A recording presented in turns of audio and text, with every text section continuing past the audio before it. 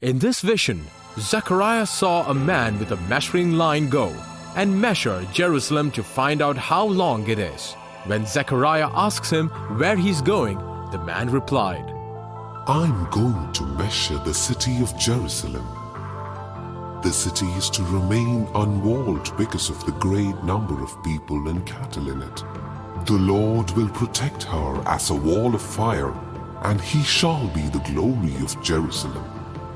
This is an incredible prophetic statement because Zechariah was seeing his visions and giving his messages to the returning exiled of Israel, who were in the process of building a wall around Jerusalem.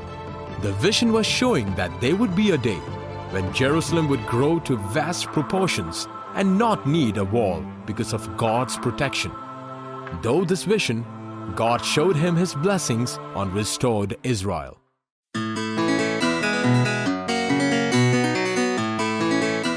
The first three visions pictured Israel being freed from captivity, her expansion, and the prosperity of the land. However, in the fourth vision, God is showing him the eternal state of Israel, which is in need of cleansing from sin and reinstatement as a priestly nation. This vision is a bit different from the others, and there is no question about it. The characters are identifiable. We see Joshua, the son of Jehozadak, the high priest who returned along with Israelites from Babylon. Joshua is seen in filthy clothes because of his sin, but the angel commands other angels to take it off from Joshua. The filthy clothes represent his sins, and by lifting them away, it shows God's forgiveness and love. Once forgiven and cleansed by the Lord, the angel had instructions for Joshua in order to retain his new form. He said, "If you will walk in my ways and keep my requirement, then you will govern my house and have charge of my courts." It meant that if Israel remained this clean and as a priestly state, God was promising that Joshua would rule Israel in days to come.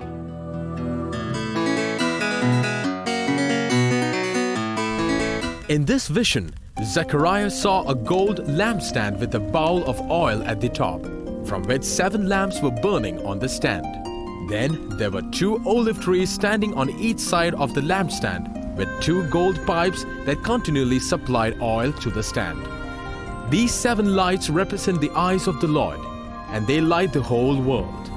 The olive trees represent the anointed ones, or priests who stand before the Lord and connect him with the people. The whole vision is connected to the rebuilding of the temple. It showed him that they will be able to finish the construction of the temple with the help of abundant supply of the Holy Spirit.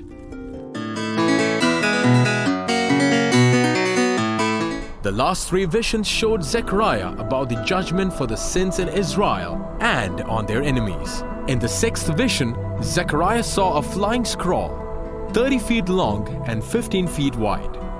The scroll was not rolled up, but flying open so that one could read both sides. The angel explained to him what it meant. This is the curse that is going out over the whole land. For according to what it says on one side, every thief will be banished. And according to what it says on the other side, everyone who swears falsely will be banished.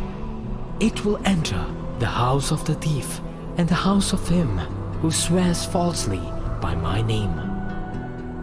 The vision is a call to righteousness in Israel, and the scroll represents the word and law of the Lord that judges the sinful. God desires that his people and his land remain holy.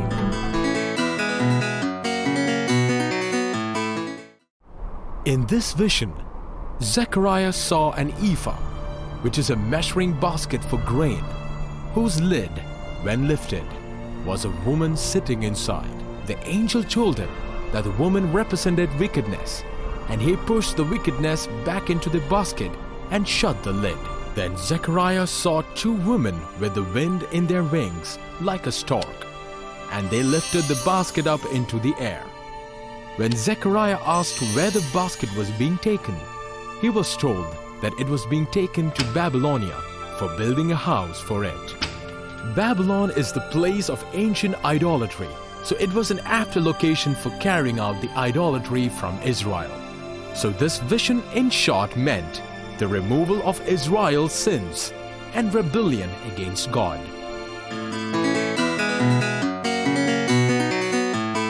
Then Zechariah saw 4 chariots coming out from between 2 mountains. In this instance, the mountains symbolize the righteous, divine judgment of God against sin. The chariots were going to execute his judgment. The first chariot had red horses. The second one had black horses. The third had white ones. And the fourth was dappled. It has been suggested that the colors represent red for war and bloodshed, black for death, white for triumph, and dappled ones stood for pestilence. The angels then told Zechariah, These are the 4 spirits of heaven, going out from standing in the presence of the Lord. The one with the black horses is going towards the north country. The one with the white horse was going towards the west, and the dappled one was going towards the south. They were sent throughout the world. So in short, this vision showed the divine judgment of God towards the Gentile nations. The Lord will wipe away the wickedness and injustice from this land and purify you. Those messages are wonderful. Yes, he is a true prophet. All that he says is going to come true. Just like the words of Amos and Isaiah. The people accepted the teaching of Zechariah. Heeding his advice, the people of Jerusalem completed the construction of the temple in a few years, and Joshua was coronated as the high priest of Israel. The Lord appoint you as the priest and the king of people.